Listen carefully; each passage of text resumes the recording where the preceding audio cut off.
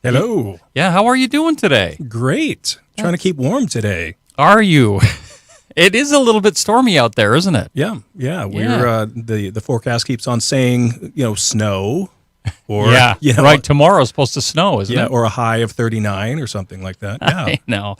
Yeah, I'm building another house. We talk about this too much, but so every time the clouds start coming, I'm like, oh man, they're not going to be able to work. It's like I start freaking out because it's like when they actually are working, it's a wonderful thing. I mean, there's so much going on out there. Oh yeah.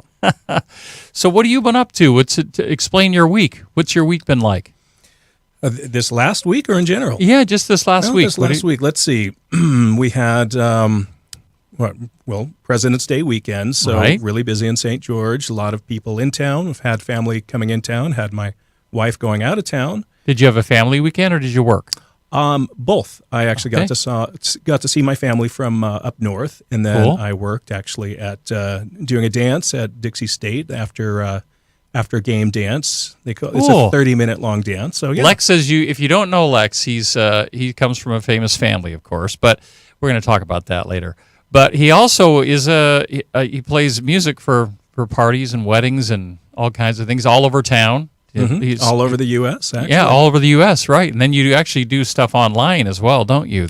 Online, and I have a show that I worked on that's actually on satellite radio as well. Is that right, huh? Which satellite radio? Well, there's only one satellite radio nowadays because they merged back in 2008. It used to be XM, or it'd be Sirius. I guess that is the only one, isn't it? Yeah, and then they merged, and now it's XM, your Sirius XM, yeah. Oh, that's cool. So what is the name of your show on Sirius? So it's this ties into the DJ Bueller persona. Mm-hmm. So it's that's one of your code names or whatever, right? Yeah, one of my DJ. I guess you'd call it an alias or persona. Right. Yeah, that's a show on. I believe it's on their channel 33, the First Wave, and so it's 80s new wave classic alternative, and kind of just like I'm known around here for doing a party mix of current music. It's a party mix of 80s music in that genre, classic alternative, and they kind of dubbed it the Saturday Night Safety Dance with DJ Bueller. Yeah. And so that was a show that I worked on with a business partner many years ago, and they picked it up about 10 years ago, and they've been running it ever since. Well, you've been doing the DJ thing for a long time. Yeah. How long have you been doing that? I ended up in St. George in 1991 after I graduated from 1990, so now you know how old I am. And I was, because I'd always been a music collector, I had a huge collection, and my roommate happened to be the station manager of KRDC, I believe was the KRDC. Where was that? That's the Dixie College radio station. Was it Dixie College? Mm-hmm. Wow. And it was in literally a closet, the entire station. And I don't mean like a control room. Like literally a closet. I mean, literally a closet. That's a typical college station. Like the one we have here right now, the studio we're in, is state-of-the-art compared to most colleges in the country. Yeah, this is an amazing program here at Dixie. But back then it was literally a closet. And my because I always collected music, coming from a musical family, just bought CDs at a very young age. And he noticed that, and he's like, hey, you can do a show because you actually have music. And at Show that up time, your music collection. Yeah, that's literally what it was, because the station did not have much music. Actually, they had a huge catalog of 45 records, of 7-inch and 45 records that they would actually play. Wow. Yeah, you were playing on a turntable back then. Yeah. And I still collected a lot of vinyl, and I would actually bring in my DJ setup and do a DJ mix. That's cool. So this is back in 91, and I pretty much... That's when you had to have skills to mix music. Yeah, that's when... You had to beat mix and stuff. Yeah, and you still do that, but the difference is you have using analog gear versus digital gear. So when I'm DJing nowadays, when I'm beat mixing... Right. The software shows me the sound wave. It shows me the tempo. Wow. It shows me the key. Whereas before, you would have to listen. You'd have you'd have to time you'd have your timer, and you'd literally count 1, 2, 3, 4, and you'd figure out the BPM of the song. You'd write it on the sleeve. Right. And if you were lucky to get reference to what the song keys were for harmonic mixing, that's going way down the rabbit hole. Right. But as long as you knew the tempo. Yeah. Then you could beat mix, but then again you were doing it by ear and by touching the actual vinyl and manipulating it. Oh yeah, absolutely. So yeah. Yeah, I remember scratching was actually done by touching the album and scratching it back and forth. And the digital controllers still allow for that. Is that right? You can do that. Yeah. Yeah. So yeah, do you think it's easier or harder since we've entered the digital age here? It's easier. Is it? Yeah, Okay. in many ways. Just so, for example, so you DJ'd back in the day. I Right? did. I mostly with CDs was what I Right. did. I didn't use turntables ever. So think about how easy that was just to, well, compared to cassette tapes. If you hit play, Yeah. you're looking for the next song. Yeah. You have about 3 minutes and 30 Yeah. seconds to find physically find the next CD that you're going to drop in there. So it's a lot of work. Imagine if that was a cassette. You'd have to have your cassette queued up. Now, same with the records. You still have about 3 minutes to physically locate your piece of media, put it on there, queue it up. And now that's done in a fraction of a second. Because you can pull everything up that's it's on a hard drive.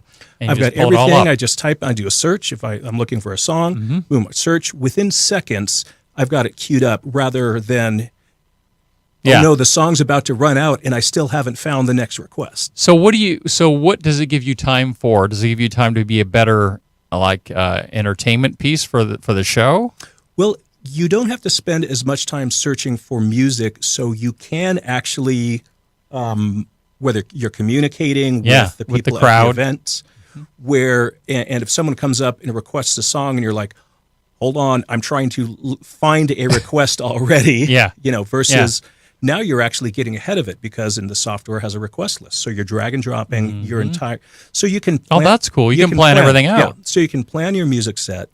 You have more time just freed up to interact or to observe the crowd, and to just be more entertaining. You don't have to worry. You could be about, running on a treadmill or something. Yeah. I mean, well, there's now jokes about, because technology has made it so easy. There's been some spoofs where the DJ, he's up in the DJ booth and he's got, it looks like he's DJing from the front, but behind he's got a little sand Zen garden. He's cooking. He's got a burner. And he's got stoves, and he's just doing all sorts of things. But yeah. So that's the way it seems to me too. Because it used to be, as a DJ, remember, people would come up and they'd want to communicate with you, and you'd be like, "I can't talk." Yeah, I've got 30 seconds, and then I'm going to have to put you on hold. But and just that's why it was called a disc jockey. You are physically jockeying discs around. Yep. Yeah, it was a lot of work, and it took a lot of brain power too, because you can, when you're mixing music, you can't just put this song on with this song just because someone wants to hear it. I mean, you literally have to try to figure out songs that blend well together. But it also depends on the format and the style that you're mixing, because you can, if you're trying to keep a flow of a certain tempo for a while, and then you can drop it, requests will come up and you'll be like, yeah, it's time to either speed up the tempo or drop it. And so it's doable. So you come from a musical family. We're going to back up the truck a little bit here and go back to when you were a kid. So tell us a little bit about where you grew up, your family, family influences and stuff, because you're pretty into music. That's a big part of your life and always has been. So where did you grow up? Where were you born and where did you grow up? I'm going to even back up further than that. Yeah, do that. Because so my grandma was one of the King sisters. And the King sisters. There's the King family and the King sisters, and they were back in the Great Depression as far as a musical performing family. And then the King sisters kind of became their own thing and got record deals at Capitol Records.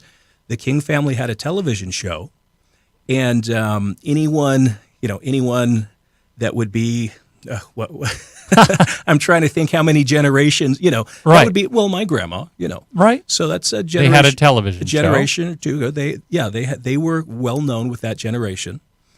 And so my father grew up in that and was a producer at Capitol Records.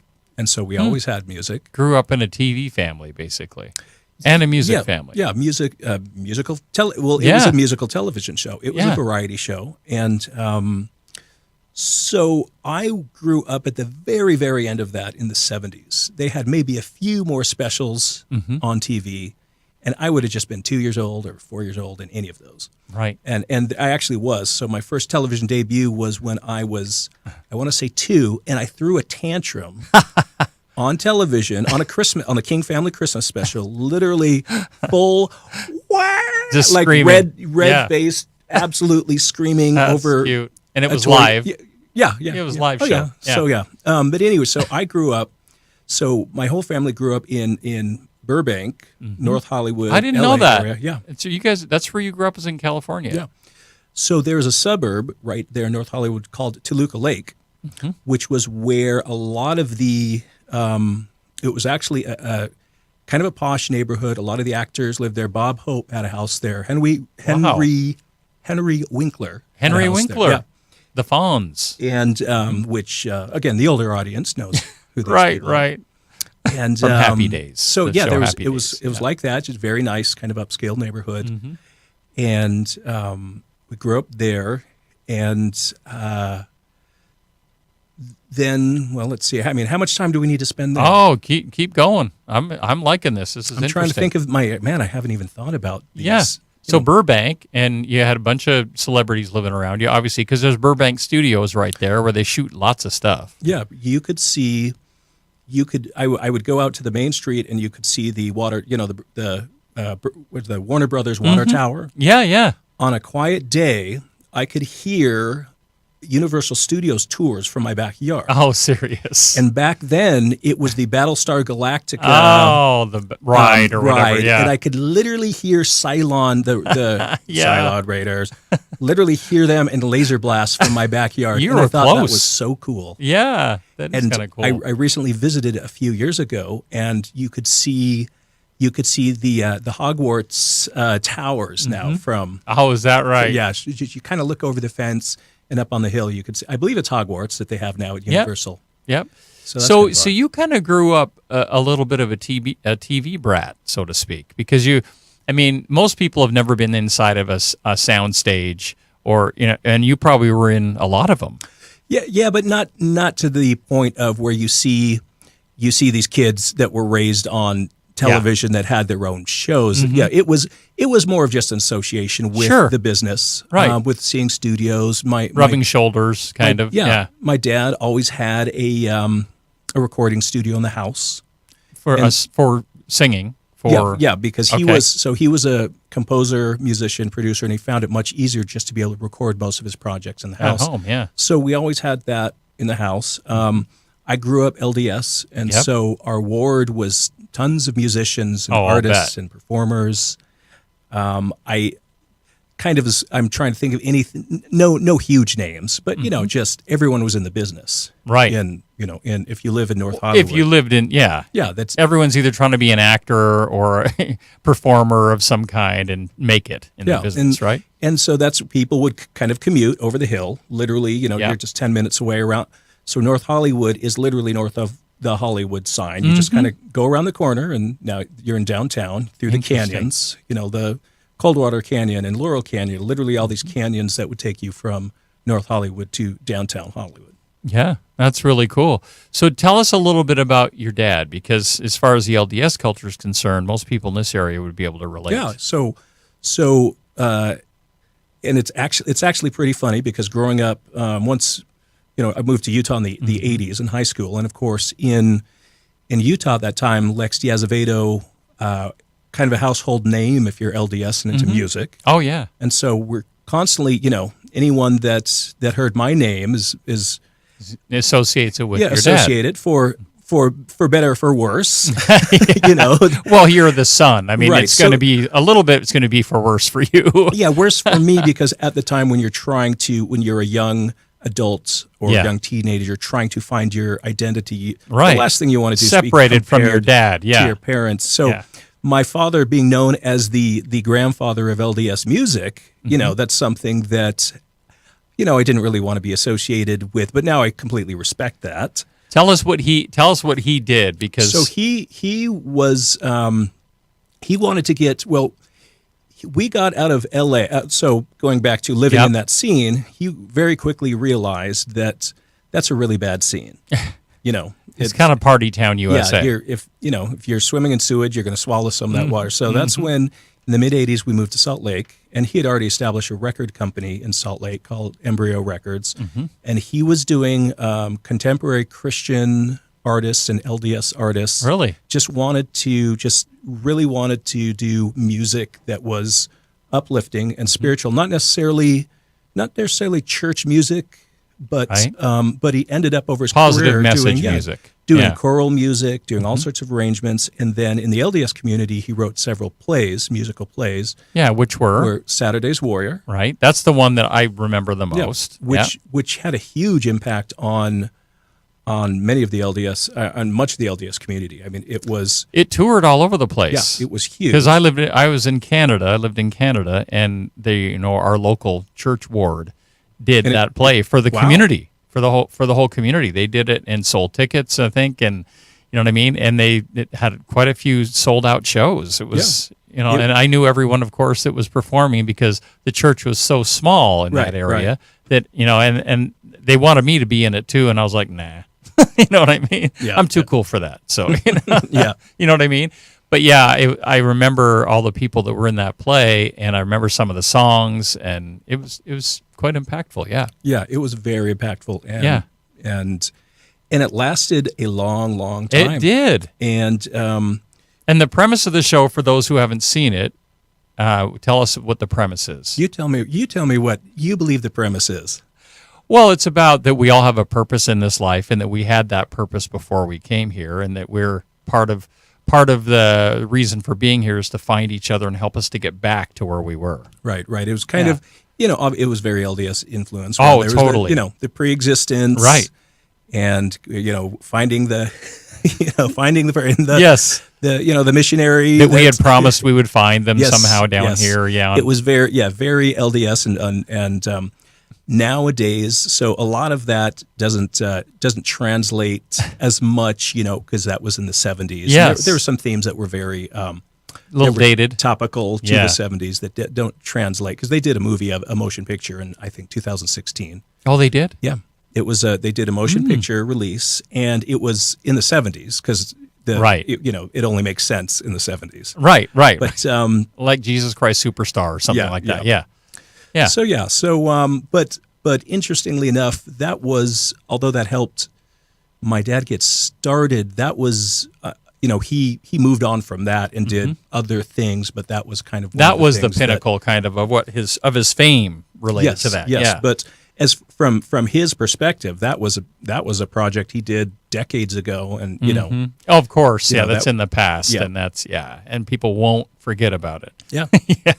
But it was overall it was a positive thing. So Was it positive for you? How did that impact you? Because that was the shot heard around the world in the LDS community, pretty much. Because that's put us on. It was kind of like the Osmonds, in its popularity, but in a different way. So just like the King family, it was a little bit too ahead of my time. Oh, okay. Because I would have only been like 4 or 6, and I have vague memories of being on the set or on the sound stage and kind of seeing some of these things. Sure. But there was a VHS version that popped up in the 80s that was it wasn't top-notch quality. It definitely looked like it was an 80s VHS production. Right. But and so that kind of at that time it was that's the thing that my dad didn't work on that production, but someone had either acquired the rights or whatever and done it, and so that popped up again, and so you have this next generation going, oh hey, that's your dad. Yep, that's him. Do you since you have his name when you're out cruising around southern Utah, people because I remember when I first met you and I heard the name, I was like, well, that's not the Lex De Azevedo. Right. That's the biggest. That's the number one response is right.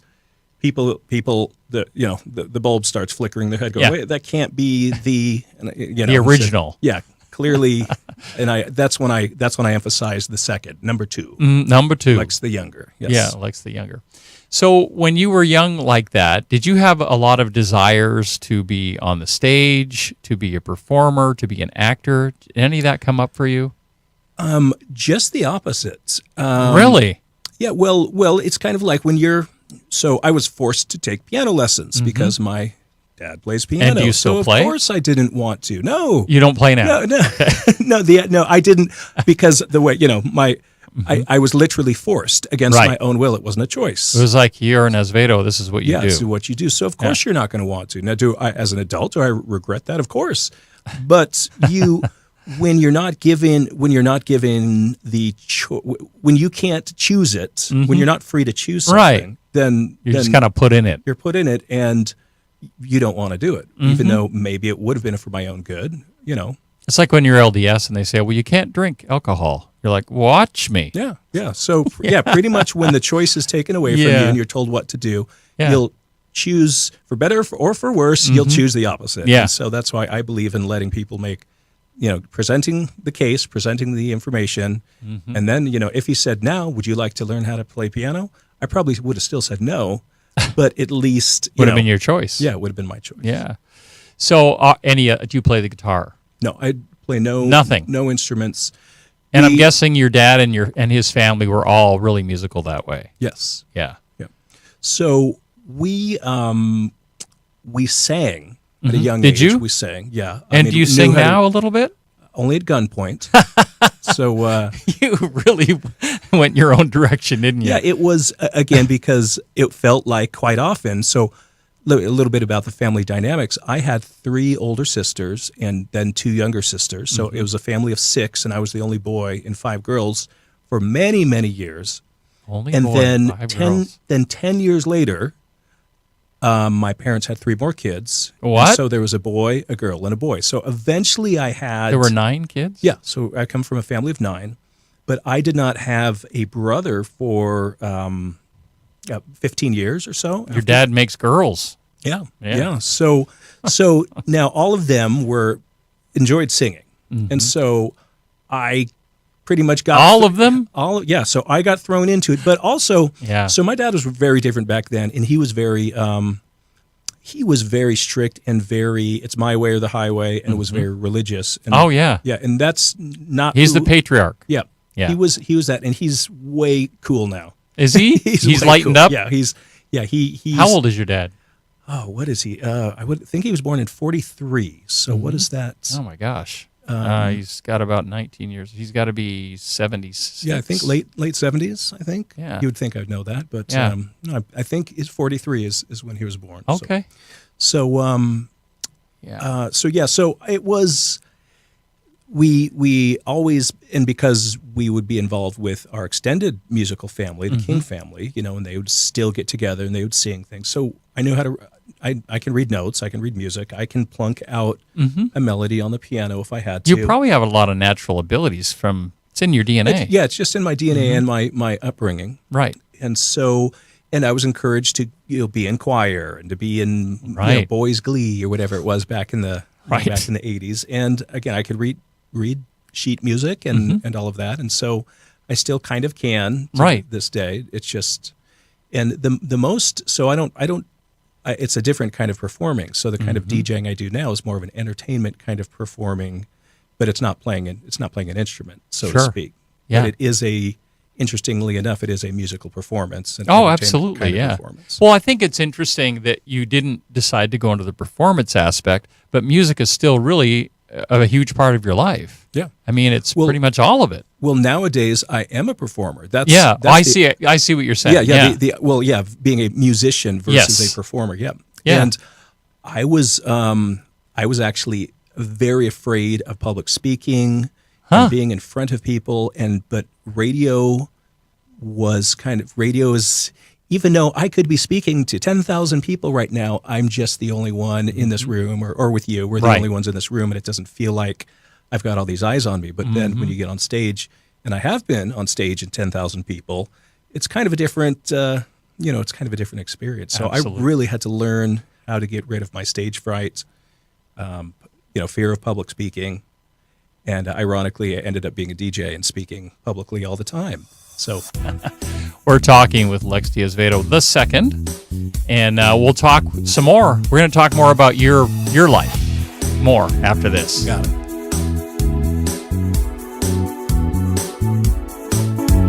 You're listening to My Life, a show about your life. We'll be back with more right after this. Each week on Says You, join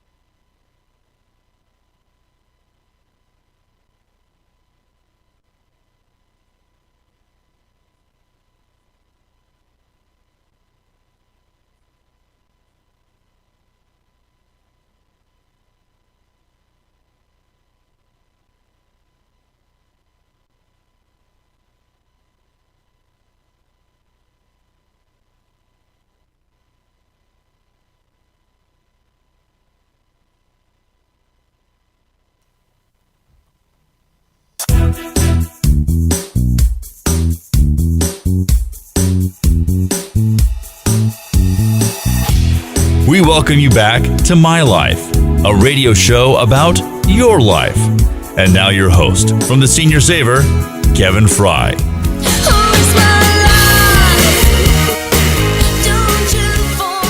All right, we are back with Lex De Azevedo II. We've been talking to him mostly about his past, about his family, his famous family, his dad, and My Turn on Earth, and all that kind of stuff, and then California and Burbank Studios and all that stuff, the Hollywood Hill. So that's kind of an exciting life you had growing up. You kind of seemed like maybe it wasn't a perfect fit for you, like maybe you rejected it a little bit and kind of went your own direction. Yes. Yeah. Yes. So, so we moved to Salt Lake in the '80s, and I did not adjust from being a California boy, skater boy, surfer boy to. Did you surf? A little bit. More like hang out at the beach, Everybody boogie boarding, does. boogie boarding, and all of that. Mm-hmm. And I didn't adjust to Utah, and I still claim that I never have. So I've never adjusted to. It's hard to shake that, isn't it? It's hard yeah. to shake that beach life. And I always kind of, especially as a teenager, you're trying to find out who you are anyway. It's the toughest years. So it's that that story of I've had the same group of friends my entire life. And then we moved to another state, and we have to start over, in ninth grade, in the early high school years. And so I did not. I face planted, and I did not, and I grew out my hair. Actually, I shaved it off underneath and wore black, and hung out with the skater crew and wore skulls. Not anything mischievous. Actually, I was an amazingly good kid. I did not. I was didn't get into drugs. Even though even though you would have looked at me and gone, oh yeah, that kid's got problems. He's got problems. Yeah. Never touched drugs. Never even drank. Even to this day, I've never. Touched alcohol to drugs in it. Yeah, is that even right? to this day. Yeah, I That's interesting. It was kind of in the late '80s. There was a kind of a punk rock music scene that was known as straight edge. And it was very remember. So I kind of affiliated with that scene, and it was great for, I guess you could say, LDS youth because because there was another reason, not having to do with any of religious doctrine, but just culturally saying, hey, we don't need to drink and do drugs, and we're just still party. Yeah, we're still cool. And so I really identified that because I honestly had no interest in doing that. And to this day, and even you still don't today. Yes, yeah, and my I have family members that are really into wine, for example, and we'll go to wine parties, and they know that they always have a designated driver. Right. Because I'm the permanent. You're the permanent designated driver. Yeah. So it's that works out great for my wife's family. Well, I've got a question. I know. Yeah, I've got a question for you. Sure. Because when I remember back to, because I drank and did all the crazy stuff I wanted to when I was a teenager in Canada. You know what I mean? Because I was just this. Anyway, I was trying to find my way, as most teenagers do. But I kind of quit all that by the time I was 17. So that was really kind of part of my past, though, and part of my life. And then as I got older, I found that I still kind of related to people that were in the party scene that liked to get out and shake it loose with this and that. And so it became harder when you're around those people because they want to have a drink and they want to have a drink with you. Do you find that it's hard for you sometimes, or is it not an issue at all? It's definitely a thing. And I've noticed it will always be a thing. Yeah, because you're in clubs all the time. Yeah, but it's different because I'm working. I'm working in the clubs. I'm in a DJ booth. I'm not trying to socialize, but but clearly as an adult, when you are in a social setting and people are drinking, you can tell that you are not connecting with people the way that other people are connecting with each other. Yeah. And so I've always thought, well, if that's the worst, if that's the downside, I can think of a lot worse outcomes, dealing with drinking, and drugs. There's a lot worse things that can happen than just not being able to connect with people on that level. I'll take that. So, well, it's interesting being in the business. Even just any part of the entertainment business seems to be associated with drugs and alcohol a lot. You know what I mean? Yeah. I mean, when you like bands, because I've booked a few bands here and there, done a few concerts with some other people, and often the bands will be like, "Well, we need a trunk full of alcohol, and we need we eat all these things. It's just part of the culture. Yeah, it's just that's what. Yeah. Yeah, and it really is. It's just like any kind of medication or prescription. It's just something that people need to get them in whatever, whether it's a performance mode or just kind of the mellow. It's kind of what they're used to. Or whatever. Yeah, that's what people do, and and I have no judgment on that, but that's a real thing. And then you said that your dad moved you guys when you were younger, obviously, to Utah from Hollywood. Right. And because you said, hey, it's a little bit of a rough town when it comes to raising kids. Was that kind of his? Yeah, exactly. And he felt like Utah would be better, and in certain ways it is. But Mormonism is a different religion in Utah than it is in California. So that's true. That was kind of a culture shock, and that shook me out. That pretty much shook me out of interesting of Mormonism, actually. Oh, is that right? Huh? Yeah. Because everyone's just kind of passive about their religion. It's just not everyone, but the people, and it's very cliche, but it's true. Is that the people that you would see out at the parties on Saturday night, you'll see them in church on Sunday. And again, no judgment, no judgment. Do what you got to do. But that's how it was. But it was so odd. Yeah, because I was probably, because I came from this background of I don't drink, and I was probably didn't give those people. I probably looked down on them, now that I think about it. I was probably very critical because and they were because not if doing what I could do it, right? Then clearly they could do it. But I think I'm just a different. Well, I think breed, I think I think I have to take my hat off to you because I think it's extremely difficult to be in the entertainment industry at all, whether as a performer, in a band, and as an actor, whatever it might be, because you're constantly in an environment where alcohol and drugs are present. Correct. And everybody, I mean, when you're DJing and you're in front of a crowd, everybody wants to buy you a drink. Yes, I turned down everybody. Drinks. Red Bull was the best thing that ever happened because people would say, "Can I buy you a drink?" Yes, Red Bull, just straight up Red Bull. Is that right? Oh yeah, true story. So yeah, that's your vice. That's kind of sort of. Yeah, not as much. When I was working till 4 o'clock in the morning in California, you had to stay awake. Yeah. Yeah. So, but that was my just buy me a Red Bull. Yeah. And well, that's interesting stuff. That's cultural stuff. But let's talk a little bit about you and your career. When did you decide you wanted to do parties and that sort of thing? That's so interesting because I always wondered what I would do for a career. Mm-hmm. And I was in my 30s going, I wonder what I'm going to do for a career. That's not too uncommon, though. And so I ended up at Dixie College because they were one of the first colleges to teach graphics. Radio graphics. Graphics. I actually came here for graphics. Is that right? Yeah, that's before Adobe, Photoshop, and Illustrator became household words. That back in 1991, they were teaching that, and I was already learning that in high school, interestingly enough, because I was interested in it. But again, I was like, I wonder what I'm going to do for a living. You wanted to do graphics. No, I was doing graphics going, already. I wonder what I'm going to do for a living. Again, it was one of those things where I never realized, like, in the 80s, the movie Tron came out, and I said, that's what I want to do, 3D graphics. Yeah. And so I got into graphics, and there's Photoshop and there's Illustrator, but 3D was very far away. But I ended up working for a 3D software company that was based in St. George, and that's what kept me here for the first decade. Wow. It was called Strata, and it's still around today.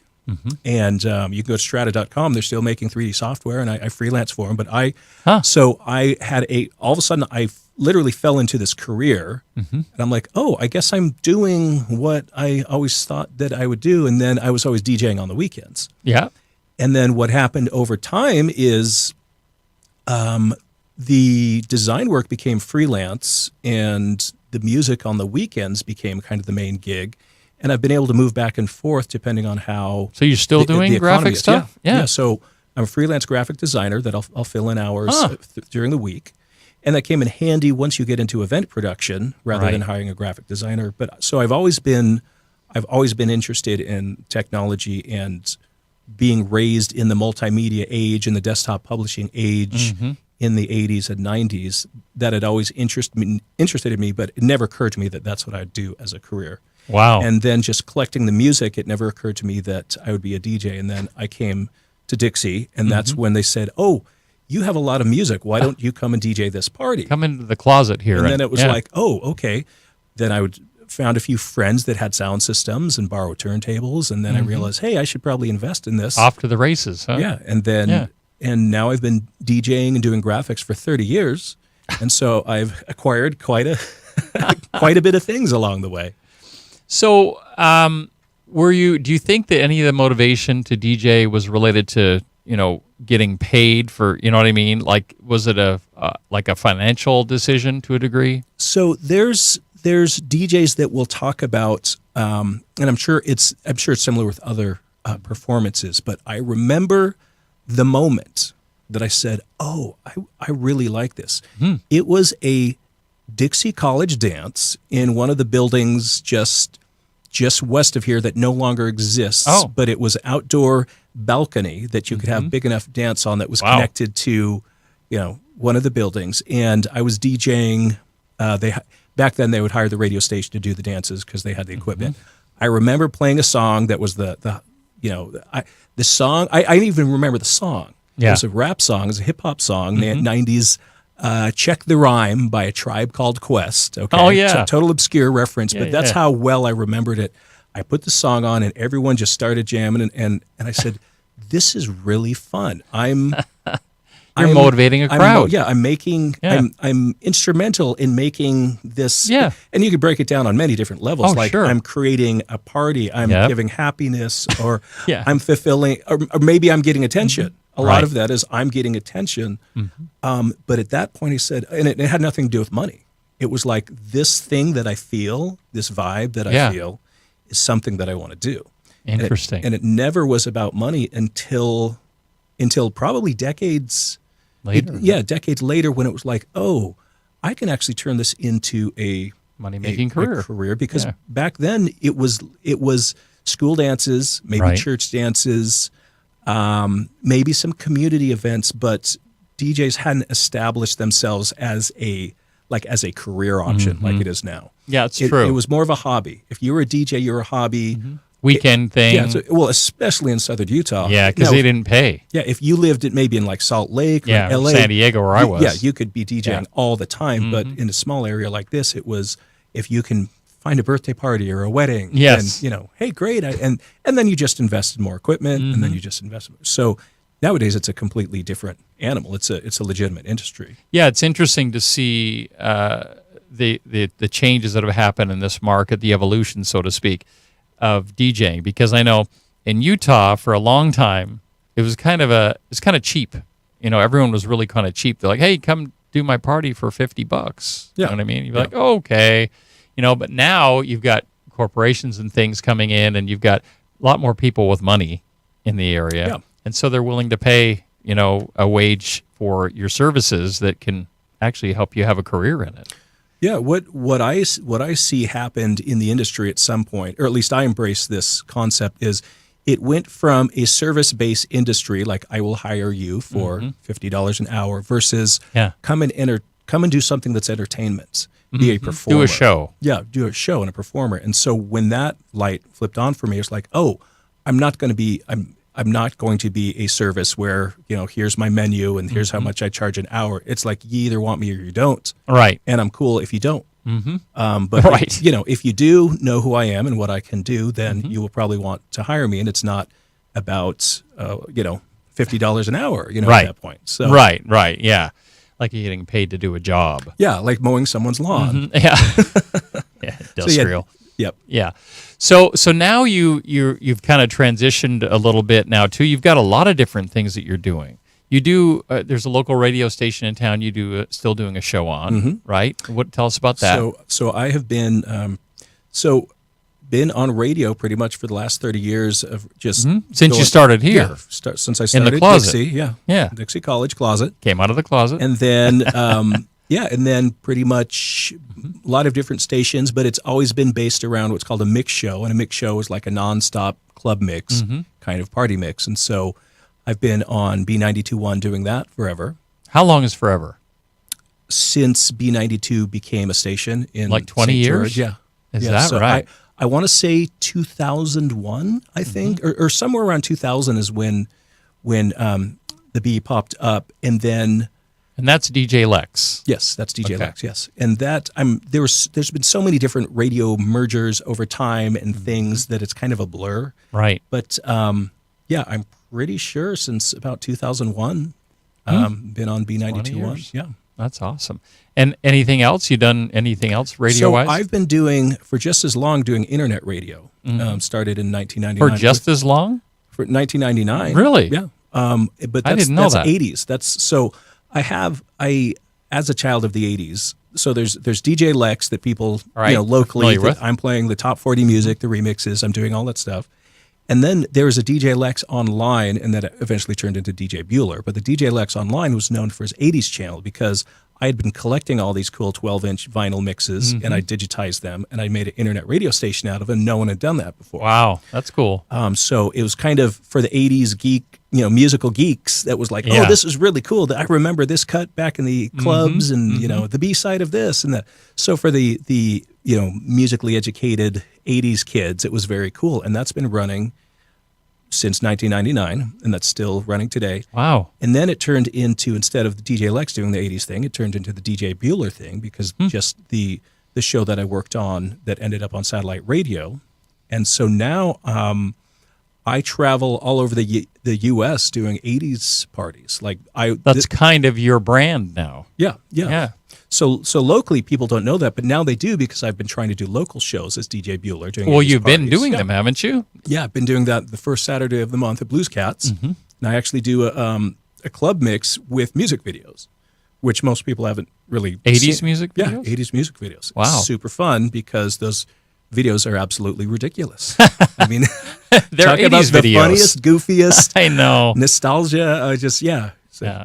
wow, he has beautiful hair. That guy looks just like a girl I dated. That's Yeah. all the 80s. That's all the 80s was, the hair bands. Yeah. So I'm heading out this weekend to Texas for wow. for a big 80s event.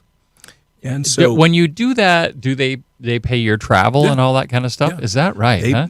they book me like I'm an important entertainer. That's cool. Yeah, they. That's I mean, gotta but be that's- nice. But that's part of my, that's part of what I say.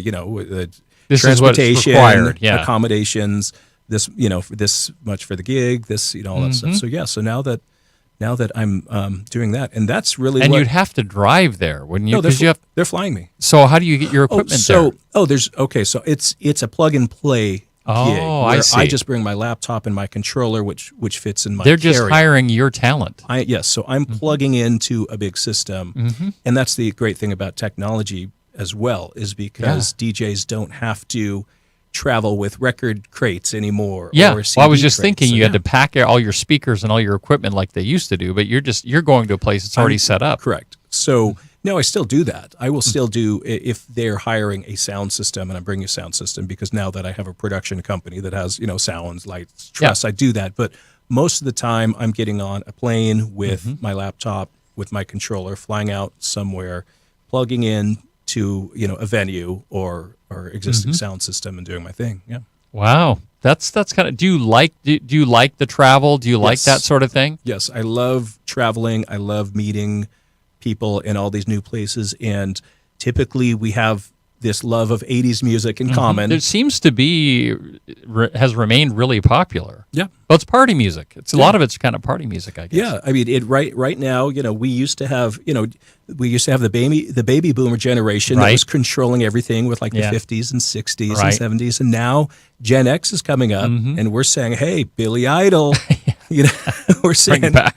yeah, we're saying Billy Idol, Duran Duran, Prince, Madonna, so yeah, it's really fun, and the fans of the show and I do the DJ Bueller thing on Twitch as well on Sure. Wednesdays, that live video mix, and do that online. And the fans are diehard fans because Is that it's right? such a niche thing. Yeah, it's a niche thing, and so when people find it, because a lot of it was those kids that were wearing black in the 80s that were kind of lonely, listening to the Smiths Yeah, and the that's Cure, true. and they're just kind of depressed music. depressed music, and so it's like not all of it is, but Right, I get you. but yeah, they hear that and they connect with it, and like, oh, these were my teenage years. Oh yeah, And- absolutely. They connect with it completely. Yeah, and then when you find when it was like, you remember this one really obscure song, and they're like, You're like, I've "Yes." got it. And that's when they're like, okay, you're my hero. You're sold. Yeah, they're sold. Yeah, so it's a lot of fun to just kind of banter about those kinds of things. Yeah. What have you got coming up? What's on the St. George agenda for you? So in St. George, I'm always doing just random things in St. George, anywhere from proms Right. to Various to parties, weddings, DSU events. The next thing I have actually is the DJ Bueller party coming up at Blues Cats the first Saturday of the month. Oh, cool. That's coming up in a few Saturdays. That's coming up a week from Saturday. Yeah, after I get back from Texas. I need to start advertising that. Yeah, Thanks for you do. reminding Yeah.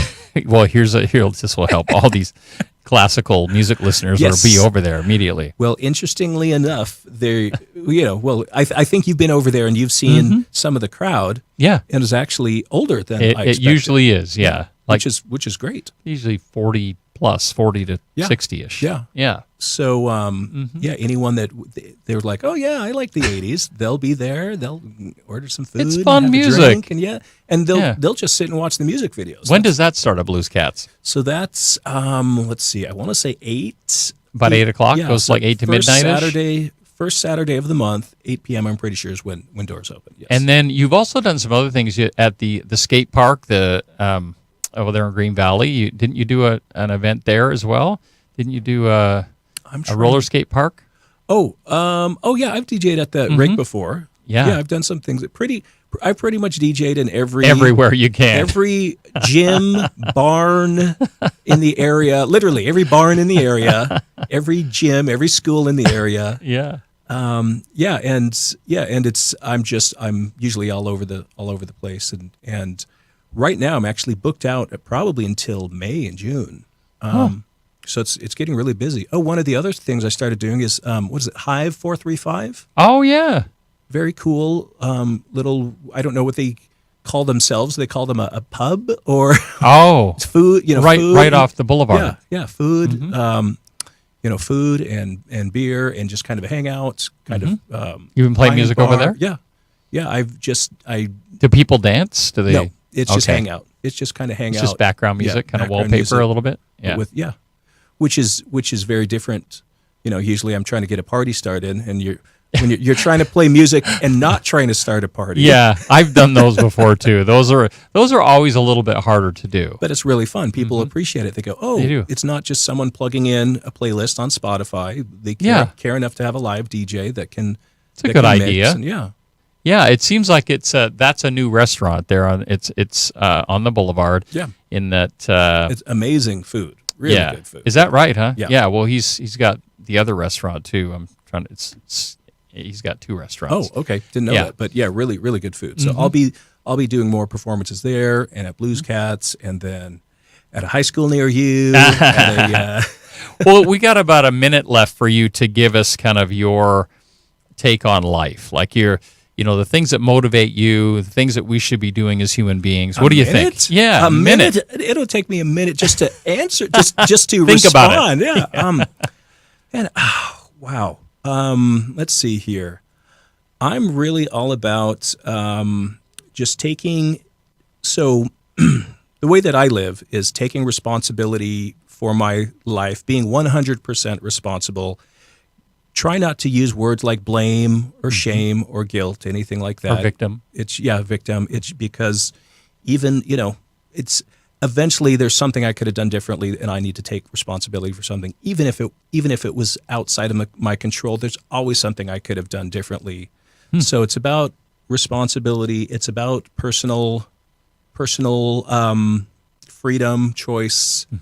It's about being good to everyone and trying to leave enough room for everyone's opinion. It's the hardest thing in the world to do, even for me. But if we can all leave enough room, there's how many people on the planet? 6-7 billion. That means there's 7 billion opinions. And if we can make enough room for 7 different opinions, then we'll be okay as a human race. So That's awesome. Well, that's great. That's really good advice. If you live by that, you've got to be a pretty decent human yourself, I would say. I try. Lex De Azevedo has been our guest today. Lex De Azevedo II, actually. Thanks for being with us. Hey, thank you. All right, Lex, we'll see you later.